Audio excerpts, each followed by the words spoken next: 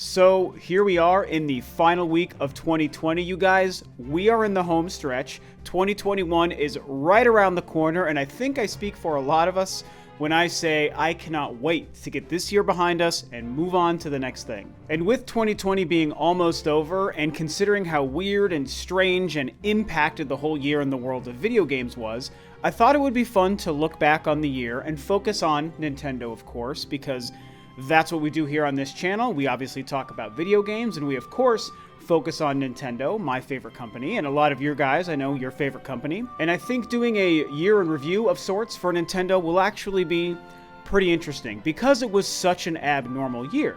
Now, of course, we all know, I might as well get this out of the way here at the beginning, for the 100th time in 2020, I'm going to mention that, of course, the video game industry was impacted by the pandemic, and very specifically, it seems like Nintendo allowed themselves to be extra impacted more than a lot of other companies, which we saw the evidence of with traditional Nintendo Directs essentially going away, a slowdown on new releases or new game information, a focus on Super Smash Bros. DLC characters, and then the introduction of the partner presentation thing that happened in the summer into early fall.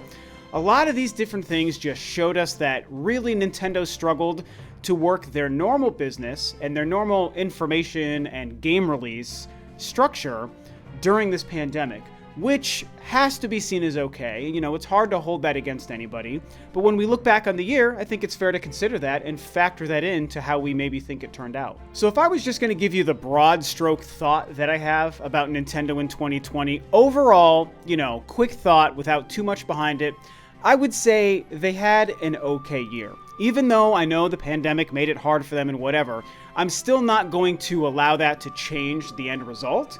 And to me, the end result that I saw from Nintendo was just an okay or average year. To me, it falls in the same category that I would put 2018, which to me was also a very slow and for the most part not exciting year.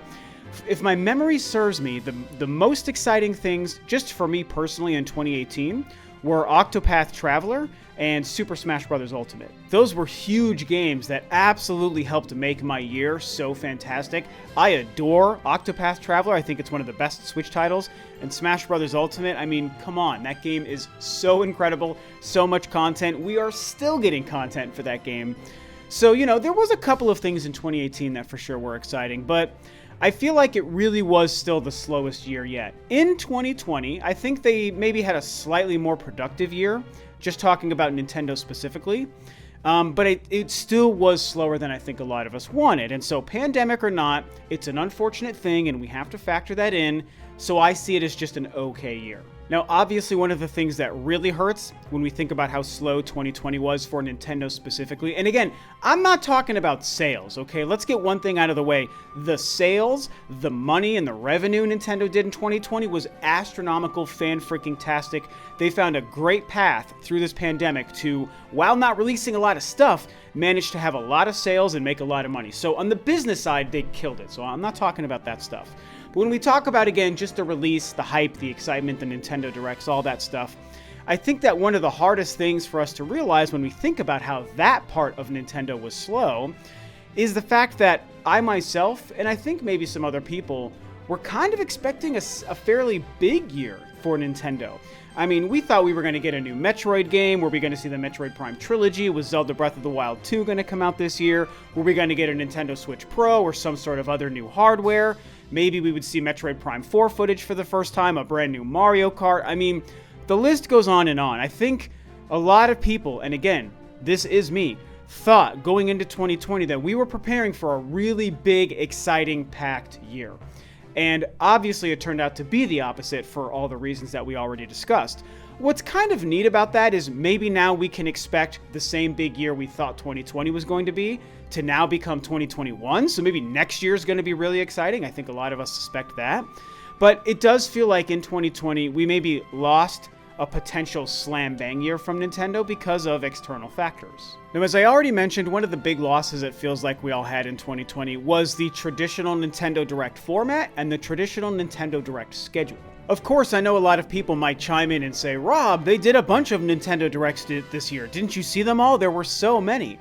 And so it's like, yes, of course, I know that there were some indie directs, there were some Smash Brothers and Animal Crossing focused directs, there were the 4 partner presentation showcase things that happened at the end of the year. Maybe you want to throw in the Super Nintendo World theme park presentation we got a week ago. I mean, yes, in those respects, they did those weird, different, or smaller tier Nintendo Directs and Direct Minis and all these different things. Absolutely. And a couple of them were exciting, and a couple of them even had some interesting games and some exciting stuff announced. I'm not going to pretend like it was a complete wash. But when I say Nintendo Directs, we all know what I mean. We mean the normal, traditional Direct where Nintendo really goes out of their way to try to excite us and surprise us, and they announce the higher tier, higher caliber games, right? I'm not saying anything bad about indie games, but I'm just saying there's a difference in a traditional Direct to all of the other Directs that happened in 2020. If you are in this community and you follow Nintendo, I know you know what I'm talking about, and while I maybe understand why it happened, it still did happen, and I feel like it was a big loss to lose regular Nintendo Directs. Obviously, the biggest thing we need to talk about are the games and what we did and didn't see in 2020. And I think the first thing you have to talk about, of course, is Animal Crossing, because holy frickin' cow, this game took over the entire planet.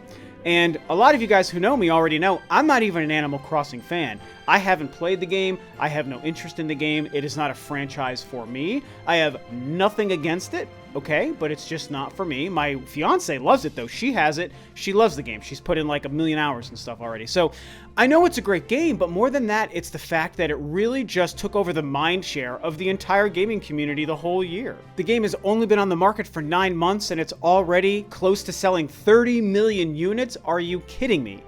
That is astronomical. And it also should be noted that despite my opinions of Animal Crossing, for the most part, people love this game. So it's a good game, it's selling well, it helped move hardware for Nintendo, and the fact that this game released in 2020 and I think you can say sort of saved their 2020. I think that's a fair thing to say, that Animal Crossing saved 2020 for Nintendo.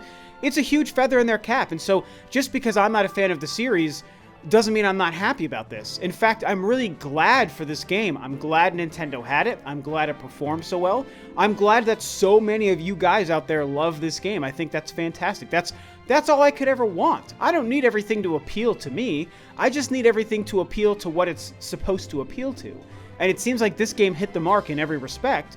And it really carried Nintendo through 2020. So while we may be able to look back on 2020 and say it was the weirdest, slowest, most awkward Nintendo year ever, at the same time, it's also going to have one of their biggest, most successful, and most profitable products they've ever made in their history as a video game company, Animal Crossing New Horizons. Of course, then things got a little bit weird. Within the same week of Animal Crossing's release, they had their one and only true Nintendo Direct Mini, not partner presentation mini, not Super Nintendo World theme park mini. I mean like an actual it was like a 25 or 30 minute Nintendo Direct Mini, featuring mostly a bunch of indie games. And I thought it was a decent show. It included that 51 board games, classic games thing that is a Nintendo published title that I know a lot of people really enjoyed. To me, that's not even a blip on my radar, so I don't have too much to say about it, but it is a game published by Nintendo that released this year. But also, not too long after that, again, this is where things got kind of weird, because suddenly Nintendo dropped on Twitter and on YouTube just a trailer and an announcement for a new Paper Mario game. Of course, this follows rumors from January this year that said a new Paper Mario and a new 2D Metroid game were going to be releasing in 2020, which was very exciting. I'm not trying to focus on the rumor mill in 2020, just the official stuff. But the announcement of Paper Mario after that rumor in January was certainly very exciting. And for me, I'm not a big Paper Mario fan, but I thought the Origami King looked great.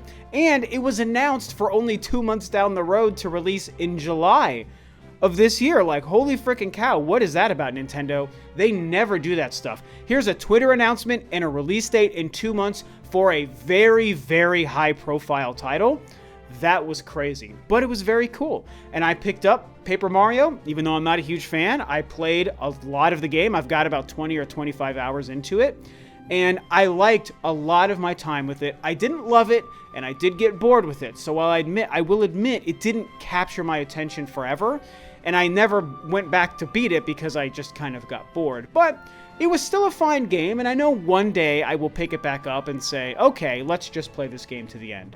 But either way, it was still a very big surprise. It was very out of the norm for Nintendo. The game did perform pretty well in the sales market, and it's just one of those weird things that they did this year. One of the big topics of conversation in 2020 was this whole mysterious rumor and conversation about Mario's 35th anniversary being the year 2020, and this discussion about Nintendo maybe remastering or re-releasing some of their classic Mario games, the 3D Mario games, games like Mario Sunshine or Mario 64, discussions about a possible collection, all of these different things. And yes, that was a rumor mill topic for most of the year, but only a couple of months after that Paper Mario released, we actually got a Mario Nintendo Direct 35th anniversary presentation thing that was apparently supposed to happen at E3.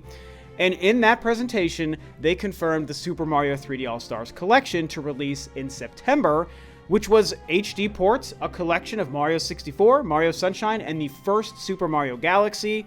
This was huge news. It was met with a lot of division and controversy because people weren't happy they were just HD, people weren't happy that it was missing Super Mario Galaxy 2, and people were really not happy about the fact that this game, along with Super Mario 35, was only going to be available for 6 months from September 2020 to March 2021.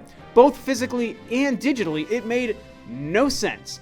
And I really was never upset about most of the stuff when it comes to that game, but I do agree that the 6-month time window is kind of stupid, and I really don't like it, it's dumb, and I don't agree with it. That aside, I was massively excited for this collection of games, and of course I did pick it up, and I played them, and I love them. It's 3 of the best games of all time, 3 of the best Mario games, even Mario Sunshine. I don't care what the haters say, I like that game. And I love them. I don't mind that they were just HD. That's fine. I just want to play the games, and I want them to look modern. And to me, that's what they did. And let's not forget that, again, it's another game that sold in the millions and made Nintendo a ton of money. I'm realizing before I go on here that in January, they also released the Tokyo Mirage Sessions Definitive Edition Wii U port thing for the Nintendo Switch. So that was a Wii U game that came out right near the end of that console in 2016. That apparently was pretty good, but didn't get a lot of love just because of the timing and the console it was released on. And so it got a second chance at life on the Switch this year in January. So again, another game that's not for me, and I don't really think it sold super well, but it is a Nintendo game that they released in 2020. It was a port. And speaking of ports, that brings us to the next thing after the 3 Mario ports, which was Pikmin 3 Deluxe, another Wii U title, one of my favorites, by the way, coming over to the Nintendo Switch in a definitive edition package. Not quite sure what to say when it comes to this one.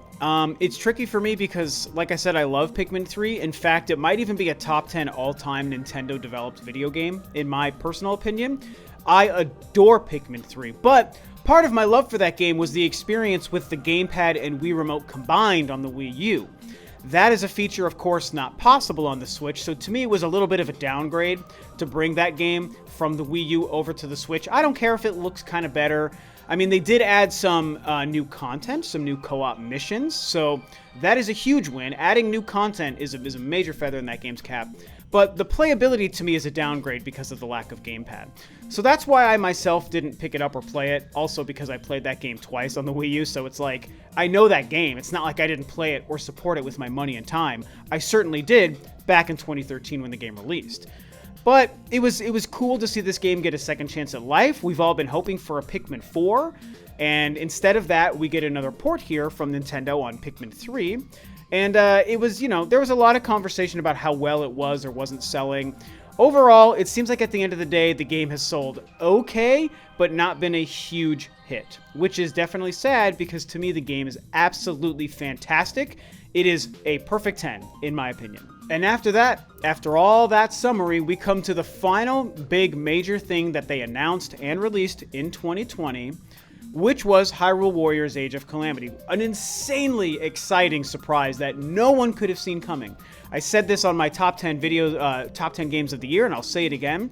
This was a game that no one had on their radar. No one was suspecting another Hyrule Warriors games of all things. That's something that, I mean, yes, it got a definitive edition release on the Switch like 2 years ago, but other than that, it just seems like a game that faded into memory and felt like a one-off. And then suddenly here they come with a brand new Hyrule Warriors game that's a prequel story to Breath of the Wild. And it's yet another high-profile game that Nintendo just revealed via a tweet and a YouTube trailer. I mean, that was it. They just put that stuff out there and said, hey, here you go, there's a new Hyrule Warriors game, it's about Breath of the Wild, it's coming out in November, have fun at that time kind of thing. And it was like, what? Whoa, hey, yo, slow down, Nintendo. Like, that's so much happened at once. It was a lot to soak in. But again, it was very exciting. And for myself, once the game finally came out in November and I played the hell out of it, it became my favorite Switch title of the year. There are some performance issues in terms of frame rate and some of the gameplay and stuff. And so that on the technical side, it struggles in some areas. But the overall package and the overall experience to me was phenomenal. Loved the story, loved the combat and the gameplay. I love the fact that there's so much variety with so many characters and so many weapons. You can play with the characters you like and you can ignore the characters you don't like if you have characters you don't like. And that's great. I mean, the original Hyrule Warriors did the same thing, but it was so fun to do it in a game focused specifically on the whole Breath of the Wild lore. And even more so when we know a sequel to Breath of the Wild is coming out sometime in the future. The game also has so much content, you guys. It's just bursting at the seams with content, which was one of the best parts about it. I mean, I spent over 40 hours just to push myself to get to the end and get the credits to roll. And there's so much stuff in the back half of the game that I started to ignore just because I wanted to see how the story ended. I wanted to understand the wrap-up. And so I was like, okay, I'm done doing every side mission and every possible thing in this game I can. I need to ignore all the superfluous stuff. I'm now doing main missions only until the end.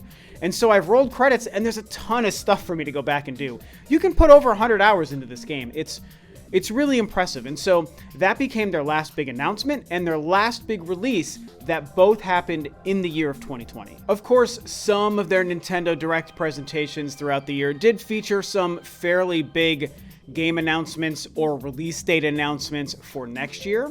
The biggest ones I can think of were Shin Megami Tensei 3 Remake and then Shin Megami Tensei 5, I believe, both getting a 2021 release date. And then, of course, for myself, tragically, No More Heroes 3 did slip from 2020 into 2021, but at least they confirmed that, so we don't have any more mystery. Bravely Default 2 was also expected to release this year. That got confirmed for an early February release date. They also announced Super Mario 3D World plus Bowser's Fury Deluxe coming out, I think, in January or February. Actually, I think it's February next year as well. So that was an announcement they made for a game that's coming out next year. So they did plant a couple of seeds in 2020 for some 2021 stuff, which was cool. But for the most part, when it comes to stuff they released in 2020, those games were it. Also, let's finish off here and remind you that they did also announce and release 4 different Super Smash Bros. DLC characters. We got Byleth early on in the year, we got Min Min over the summer, then we got Minecraft Steve and Sephiroth just a week or so ago. And so, you know, they released a bunch of new content and exciting characters for their huge, super successful, evergreen fighting game, Smash Bros. Ultimate. So, in that respect, it's a lot of content for that one game, which is certainly very cool. So I see a lot of that as the big picture stuff for 2020 for Nintendo. You know, there's probably a couple of things slipping my mind here and there. They announced a Pokemon Snap game for next year, too. A couple of other things, and, you know, a lot of different indie games released here and there that were probably very good and exciting to people. And that's great. So, you know, this was Nintendo's 2020. And like I said at the beginning, to me, it was an okay year. Really, you know, the only stuff that excited me was Paper Mario, which turned out to be a game I thought was good at first and then became kind of boring. Super Mario 3D All-Stars, which is 3 of the best games ever made, but they're old games with no new content, so they don't really count. And then, you know, Pikmin 3, a great game, but I didn't buy the Switch version. And then Hyrule Warriors. Hyrule Warriors is the only significant brand new Nintendo-made Switch title that I purchased this year that I loved and spent countless hours on. Everything else wasn't for me. Of course, Animal Crossing is that unique situation, though, where I'm like the only Nintendo fan that doesn't like Animal Crossing. Were I like every other Nintendo fan? Yes, I'd be singing the praises of that game and losing my mind for it. And so that's an X factor that can't be forgotten. And it also shows that Nintendo was able to maintain a ton of positive momentum even through the slow releases and the loss of Nintendo Directs this year. So now's the hard part. If I was going to grade Nintendo's 2020 just for fun, I'm not trying to make any statements. I'm not trying to piss people off, even though people will get angry. You know, I'm not trying to make some sort of official grade. I'm just a dude who likes Nintendo and video games and has a YouTube channel, so don't overthink this. But if I was going to give them a grade just for fun, I'll tell you that if there was no pandemic this year, but the year was the exact same as it is now, I would probably give it a C+. But I'm going to give them a tiny, tiny, tiny little bell curve because of the pandemic. I think it's fair to do so. And I'll actually move it up to a B-. So if I was going to grade Nintendo's 2020, it's a B- asterisk pandemic happened, you know? Otherwise, I feel good about a C or a C+ normally for this year because really, Hyrule Warriors was the only new game that meant anything significant to me, you know? Not even Paper Mario did, and I didn't play Animal Crossing. So, you know, I mean, the Smash Brothers characters, like, that's cool, and I love Smash Brothers, but that doesn't really do much for me, even though I love the game. So, either way, I don't know, probably not too much else to say. I just thought it would be fun near the end of the year here. We've got less than a week to go before the year is over. There's a good chance this is going to be my last video of the year. Maybe I squeeze one more in, we'll have to see, but for now, this might be it. And so, if this is my last video, I will say to you all, have a very happy new year, have a very safe new year. Let's all enjoy the fact that we get to put this garbage 2020 behind us and hope that we can start to make 2021 a better year for all of us across the entire planet because we need it. And in the world of video games, let's hope that things become easier and better and more fun in the world of video games, man. Let's try to get back to normal if we can. So these are my thoughts on Nintendo in 2020. What do you think? Do you agree? Do you disagree? What is your own letter grade you would give to Nintendo in 2020?